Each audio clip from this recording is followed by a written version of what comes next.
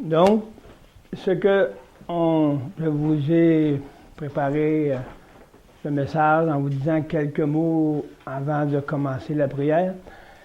C'est un message de direction et d'encouragement qui va faire en sorte de nous donner une poussée pour encourager ceux que Dieu utilise pour cette vision. Je crois que nous sommes rendus depuis février. Nous avons commencé à établir des missionnaires, des apôtres, des hommes qui sont prêts à se lever pour cette mission de ce réveil. Nous avons en Afrique 6 à 7 pays qui sont déjà adhérés à cette mission. Il est en train de se mobiliser toutes les villes et toutes les régions, les villages et les places les plus reculées de l'Afrique, comme mes représentants me rapportent, qui va faire en sorte que ces représentants-là puissent être utilisés pour avoir la collaboration de chaque place où que le Seigneur les envoie. On voit que dans les pays de l'Afrique, c'est très grand. Puis Dieu est en train de faire en sorte de rassembler l'Afrique. Nous avons déjà des représentants, nous avons déjà des collaborateurs qui sont en train de se rassembler pour s'unir pour la mission apostolique. Donc, on a eu un apôtre premier que lui a fait plusieurs pays afin de amener la vision. Et cette vision, elle a été accueillie à bras ouverts. Pourquoi? Parce que c'est pas des semblants, ce n'est pas quelque chose pour mener du bruit, mais c'est une mission qui va faire un réveil dans les cœurs. Libérer les captifs, afin que l'Église, le peuple de Dieu, soit édifié pour la vraie réalité de ce qui est la vérité. Il n'y a pas 10 vérités. Il y a une seule vérité, Jésus-Christ vivant en nous. Et c'est lui seul qui peut faire en sorte de nous conduire, parce que le Saint-Esprit conduit l'Esprit de Christ en nous. Le respire du Seigneur en nous fait aspirer le Saint-Esprit afin qu'il vienne guider notre vie en Jésus-Christ. Moi, je suis mort, mais Jésus est vivant. Et le Saint-Esprit et le Père habitent en nous. Comment puissent vivre le Père et le Fils et le Saint-Esprit dans l'impureté? Impossible. Mais Dieu vous voit pur. Donc, ce qu'il faut maintenant, pour le peuple de Dieu, se réveille de la vie de Jésus, va faire en sorte de pouvoir sortir d'une prison de notre vieille nature et en faire en sorte que la mesure de notre Seigneur en nous soit manifestée. Elle est là, mais on ne connaît pas. Mon peuple périt faute de connaissance. Il connaît la parole. Ils ont reçu la parole.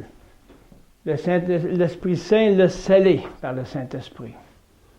Mais maintenant, il faut connaître, non seulement la comprendre, la saisir, afin que le Saint-Esprit continue à faire son œuvre de révélation et transformer la vie nouvelle dans une réalité de compréhension pour savoir qui je suis dans le Seigneur. Et c'est là qu'il va rentrer en sorte la manifestation de son Fils en travers son peuple. Et chaque mesure va être utile pour servir le corps de Christ. Et c'est pour cela que maintenant, dans ce pays de l'Afrique, qu'on appelle la RDC, et d'autres pays autour qui se sont engendrés dans cette mission. Maintenant, on a une étape de fête. L'autre étape, maintenant, va être d'accomplir cette unité. Le serviteur de Dieu a fait ces pays, il a été annoncé la vision. C'était l'œuvre que Dieu lui demandait pour le commencement. C'était un homme merveilleux dans le Seigneur. Et plein d'hommes merveilleux de même sont là et attendent juste le message. Ils sont remplis de cet amour de Jésus-Christ. Moi, ça me fait vraiment, ça me dépasse. Un jour, j'étais après travailler dans le bois, parce que je suis un bûcheron. Puis j'étais assis sur ma chenille après sortir le bois. J'ai dit, Seigneur, pourquoi tu me laisses dans le bois à sortir le bois? Il me semble que c'est pas ça que tu m'as dit que j'étais pour faire pour toi. Il m'a dit, attends un jour. Il dit, je suis seul, Seigneur. Personne ne m'écoute. Personne n'écoute ce message. Personne ne veut rien savoir. C'est comme Élie était tout seul dans le désert. Ils m'ont laissé tout seul, ils ont tous tué les prophètes. Puis, il se cachait parce qu'il avait peur, lui aussi, de se faire tuer. De se faire tuer dans sa mission. Et aujourd'hui, il avait même dit à Élie, regarde, il y en a 5000 qui attendent après toi. Lève-toi et sors de ta tombe. Sors de ton bateau, qu'on peut dire. Il était dans une caverne, puis il était là, puis il dormait. Il dit, réveille-toi. On n'ira pas aller chercher le texte, mais c'est ça. Donc, Élie est sorti de sa caverne. Puis il était à la place qu'il a dit, puis il y avait 5000 qui l'attendaient. Il disait, quand ça, Seigneur, ce jour-là, ça fait à peu près 6 ans, à peu près. Il dit, attends. Il dit, quand je te dirai de te lever, c'est moi qui vais te lever. C'est mon fils en toi qui va se lever. Et le jour est venu, aujourd'hui. Mais, gloire soit rendue au Seigneur, parce que je ne pensais jamais que c'était si grand. Si grand. Qu'est-ce qui me confierait? Mais merci Seigneur, maintenant on voit qu'il y a encore d'autres prophètes qui attendent, qui m'attendent, qui nous attendent pour amener la parole de la vie éternelle, de la vie réelle et la victoire sur la vie de notre ancienne vie. La victoire à la vie de Jésus, c'est la victoire par l'œuvre de la croix. C'est la victoire qui va au-dessus de mon ancienne vie. Elle surabonde. Donc c'est cela que maintenant nous allons continuer après que ce serviteur a fait en sorte d'aller annoncer la vision dans chaque pays que Dieu l'a désiré. Maintenant, une nouvelle étape prend place. L'étape va être de resserrer et que je puisse diriger encore plus serrer les cordes, les cordes de chacun comme le Seigneur le veut pour rapatrier premièrement les hommes de Dieu. Donc, il faut aimer ce qu'on fait. Il faut aimer qui? Il faut aimer le peuple. Il faut porter le peuple sur nos épaules, comme les sacrificateurs le faisaient. Il y avait des épaulettes. qui représentait, qui portait le peuple de Dieu sur leur épaule. C'est notre responsabilité, nous, hommes de Dieu. C'est nous maintenant, les sacrificateurs, qui sont expérimentés, que Dieu a choisi pour supporter les autres et donner la vie aux autres parce que nous l'avons d'une compréhension, d'une mesure nécessaire pour édifier le corps de Christ. C'est aujourd'hui que tout se passe. Aujourd'hui, c'est 10 jours, c'est 1 an, c'est 2 ans. Une journée pour Dieu, c'est 1000 ans, ou moins, ou plus. Mais je ne crois pas qu'il y a 1000 ans encore. Avant que le 1000 ans arrive, ça va être le 1000 ans du nouveau, qu'on va être avec lui. Mais en attendant, il faut préparer pour qu'il vienne, pour qu'on soit sûr de l'entendre quand il viendra. Le moyen d'entendre, c'est le moyen d'entendre le Saint-Esprit nous parler. En nous. Il faut qu'il vienne en nous, premièrement.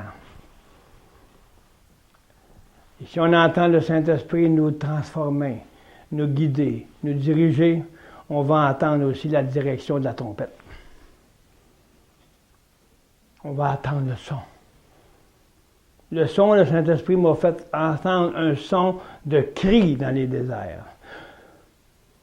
Un cri dans le désert du monde séparé, du monde qui marche dans la misère, dans la détresse, parce qu'ils cherchent à la liberté. Mais la liberté est en Jésus-Christ. Et quand on a la liberté, on a la paix.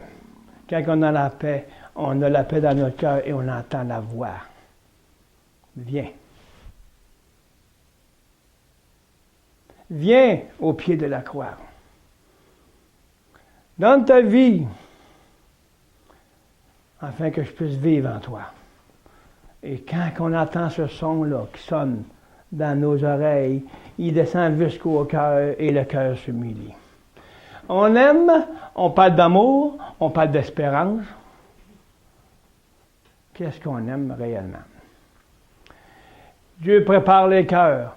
Il prépare les cœurs depuis que Christ est venu. Il y a des hommes de Dieu qui se sont promenés à travers le monde entier pour préparer ce temps ici. Ce temps-là, aujourd'hui. Parce que c'est la trigue qui va être en train de se faire.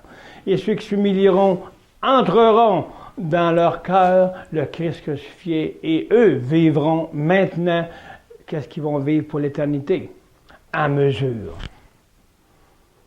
Mais ceux qui ne voudront pas s'humilier, ils vont subir des conséquences. Mais nous, si nous savons, marchons dans la foi de cet amour qu'on va être sûr, en marchant par ce processus de la croix, qu'on va pouvoir établir non seulement des bâtisses, un nom, mais une fonction. La fonction de Jésus et le Père et le Saint-Esprit en nous.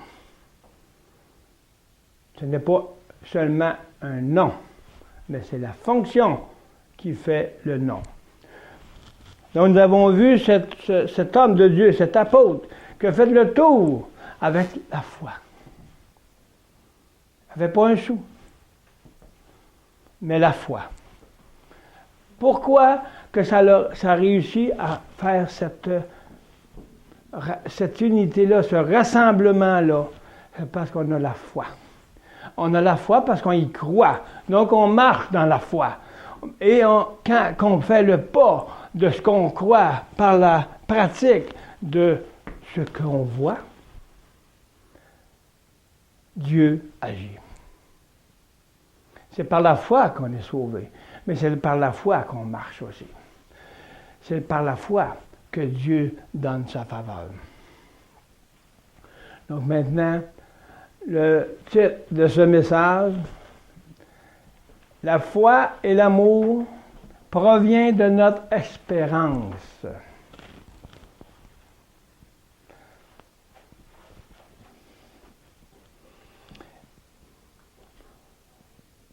C'est le thème. L'espoir est un but pour notre vie. On va prendre l'exemple aujourd'hui de la mission qu'on est en train, par la grâce de Dieu, d'établir dans le monde entier. C'est cette mission ce matin qu'on va prendre comme exemple. Mais exemple pour aussi nous. Nos petits problèmes, notre marche. On va prendre un exemple mondial. On va prendre un exemple d'une mission apostolique qui est universelle en Jésus-Christ.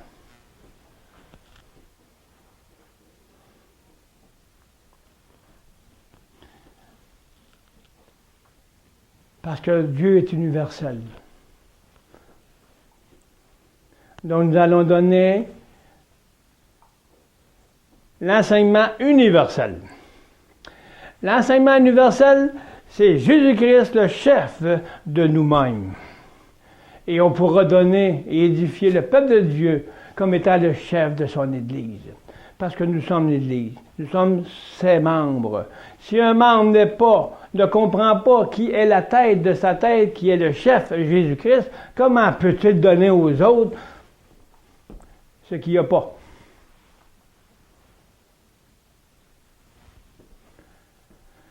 C'est pour ça que dans les temps qui s'en viennent, le Seigneur il va nous permettre d'aller enseigner encore plus en plus en profondeur leur connaissance. Et on va établir des apôtres, des prophètes, des pasteurs, des enseignants, afin qu'ils puissent édifier les autres. Parce qu'ils vont comprendre encore plus en détail et plus en profondeur la mission de cette vision. C'est la vision du Saint-Esprit.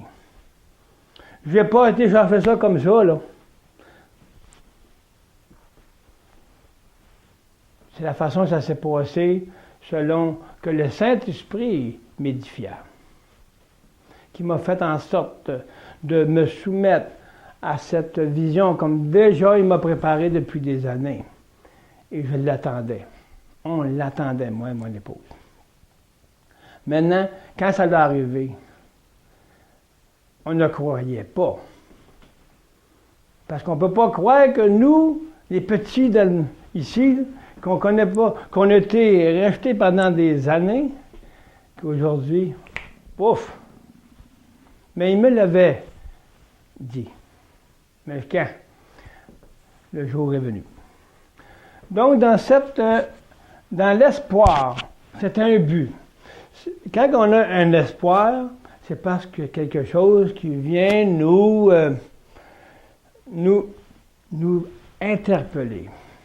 Il vient nous dire, voici, on parle de la mission, on va faire en sorte que l'espoir a été toujours l'espoir de pouvoir emporter et aller enseigner cette œuvre du réveil. Christ en nous. Donc, le but, c'est de préparer l'épouse. Ça a toujours été dans mon cœur. Mais comment, moi, à Saint-Mathieu, le petit village, m'en va aller prêcher? Non seulement prêcher, mais enseigner le peuple de Dieu, que moi, je lui donnais un petit village. Mais Dieu, lui, ne voyait pas le petit village. Il voyait le monde entier. Wow! On a même pour confirmer ce qu'on a vécu, ce qu'on a vu par le Saint-Esprit, on a un prophète qui nous dit. Lui-même ne nous connaît pas, puis il nous dit qu'est-ce qui est arrivé, puis qu'est-ce qui s'en vient.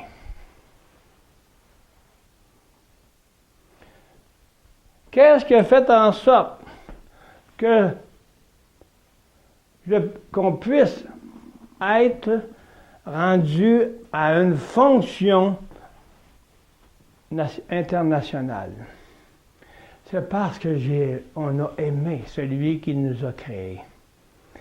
C'est parce que le but de cet espoir-là était l'amour de Jésus-Christ en nous. Moi, je n'aurais pas eu l'amour pour faire pour rien personne. Mais Jésus en moi, en nous, a fait en sorte d'aimer son peuple, a donné sa vie pour lui et pour le peuple.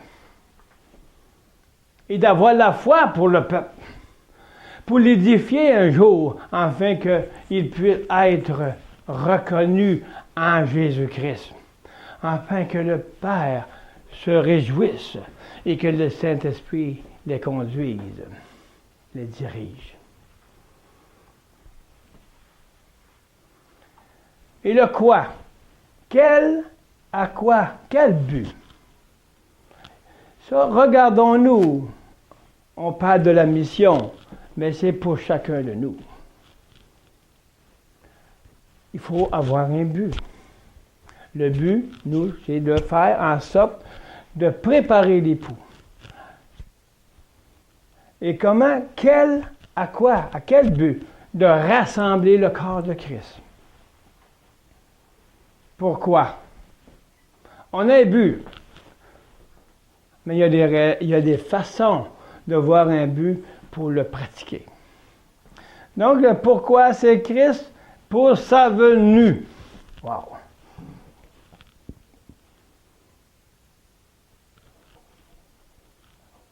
Donc, il faut savoir si j'ai l'espoir.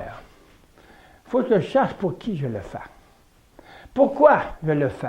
Puis à quel but que je marche?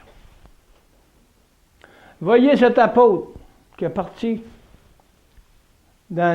avec des distances de 2-3 000 kilomètres.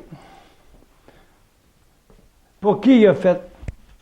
Il y avait un but pour l'épouse. Il y avait le but de rassembler les hommes de Dieu. Pour commencer. Pour aller chercher les principales où que Dieu l'envoyait pour leur donner la vision. Et ainsi, expliquer la façon de cette vision peut se faire. Donc, il y avait l'amour pour le peuple de Dieu.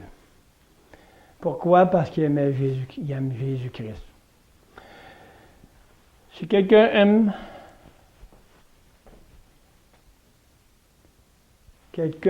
un Seigneur, il va tout lui donner. Il ne pensera pas à lui-même.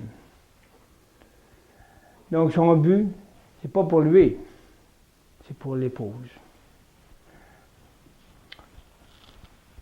La source de ses motivations, c'est Jésus-Christ.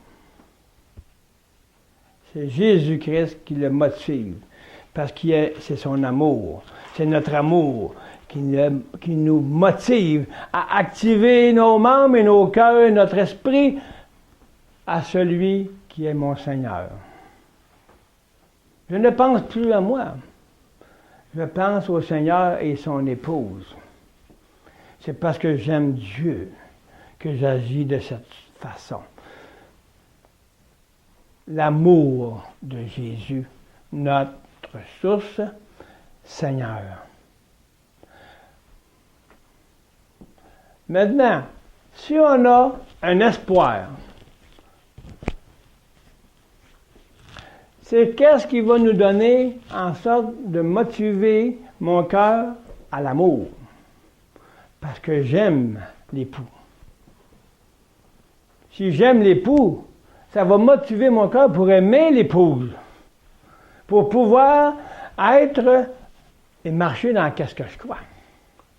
Je crois que oui, je peux croire à tout ça.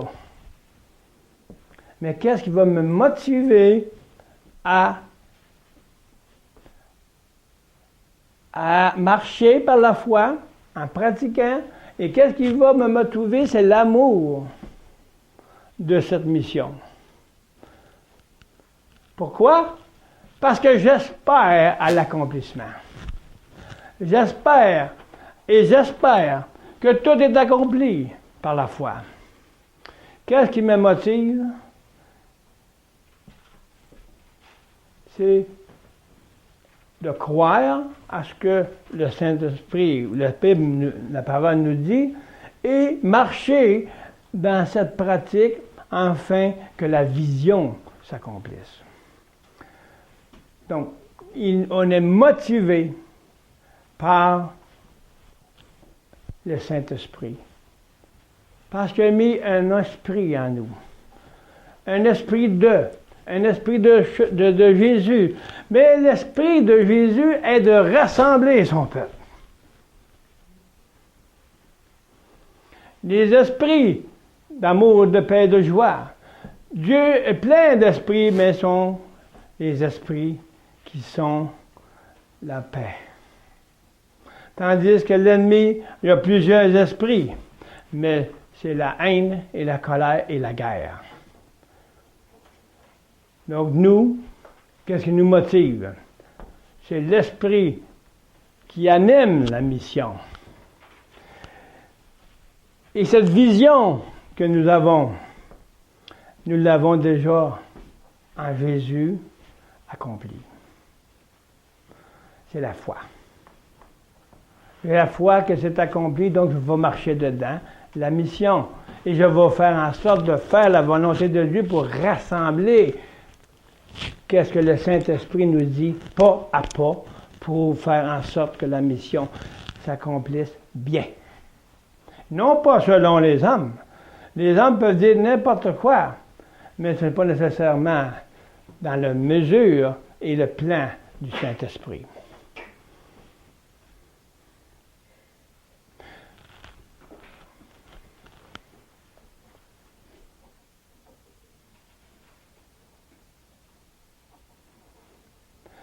La foi pour cette mission.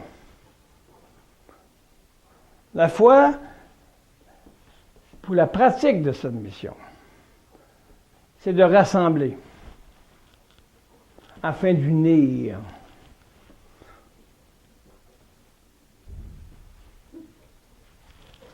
Ah non. C'est dehors.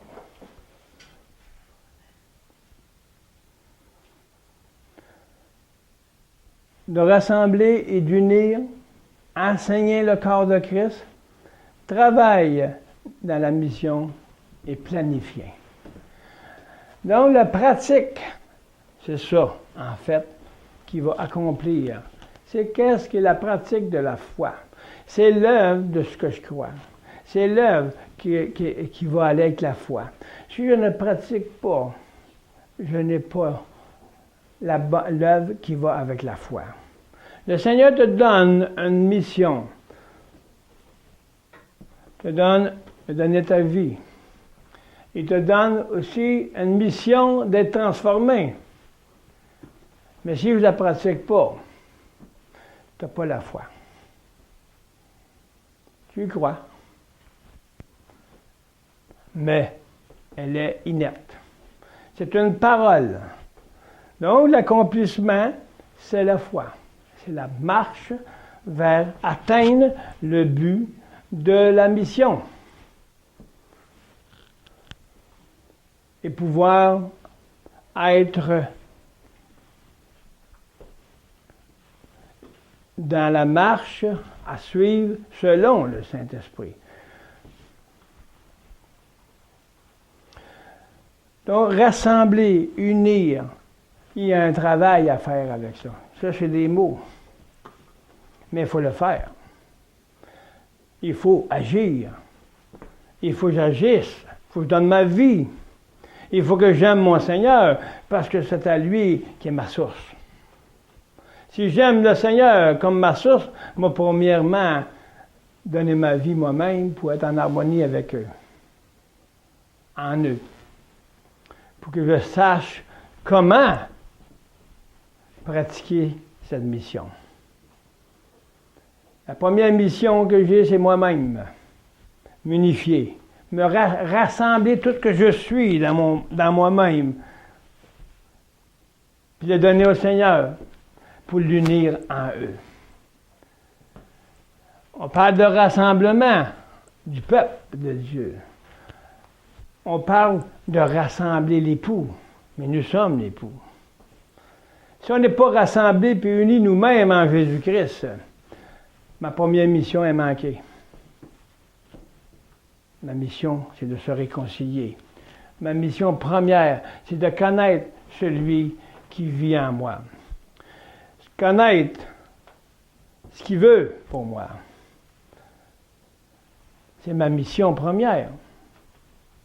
Après ça, il va nous donner de plus grandes missions, selon qui a été conçu du cœur de Dieu.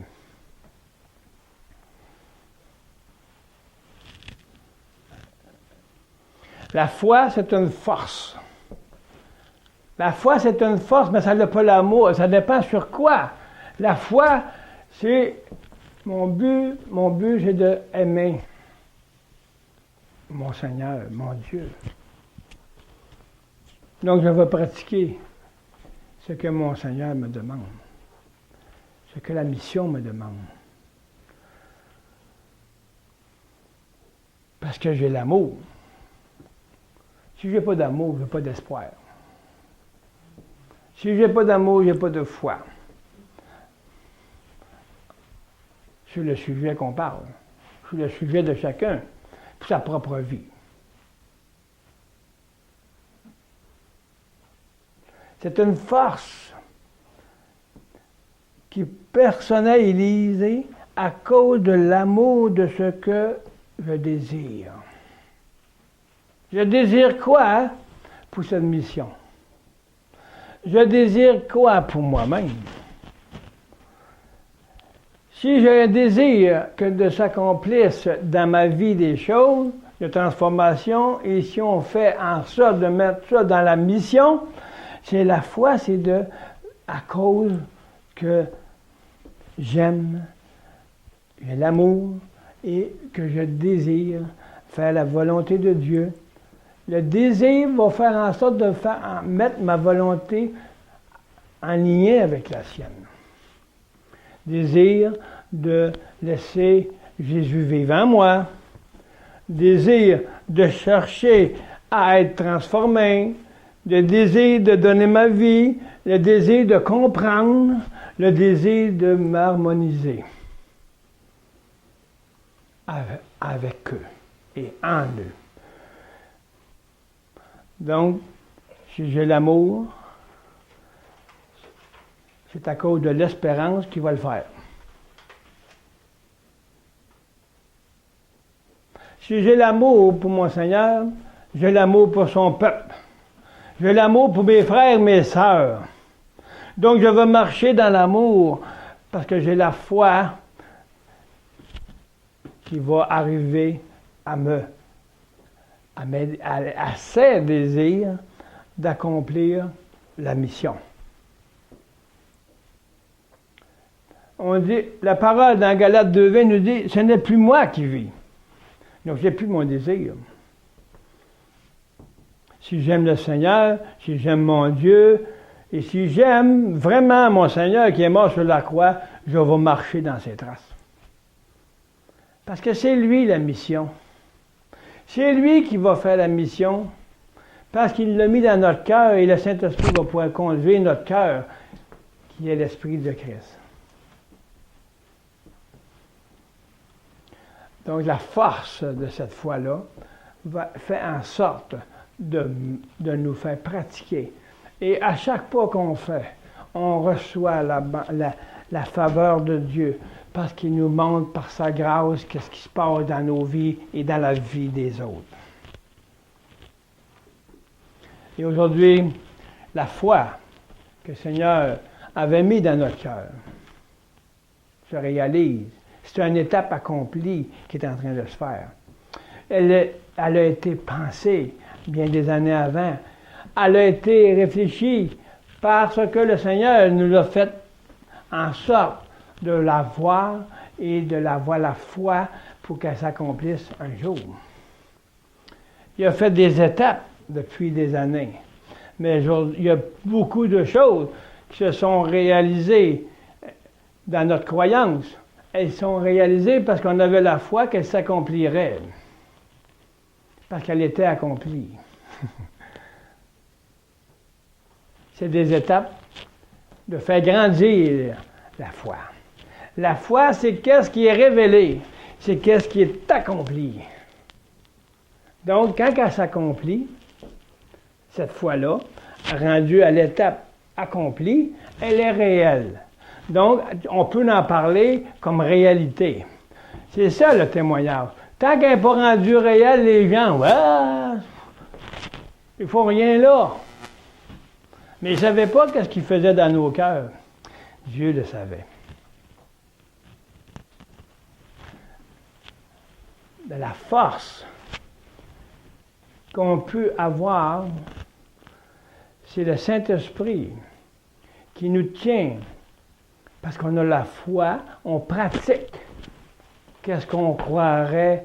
On peut dire que c'est un rêve qu'un jour, on va aller amener la parole au monde, à quelque part dans les nations. On peut se faire à tout moment. Le Seigneur m'avait dit, il faut que ce message aille dans toutes les nations.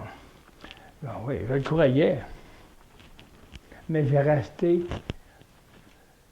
à pratiquer en moi-même ce que Jésus, le Père et le Fils, avaient prévu pour moi.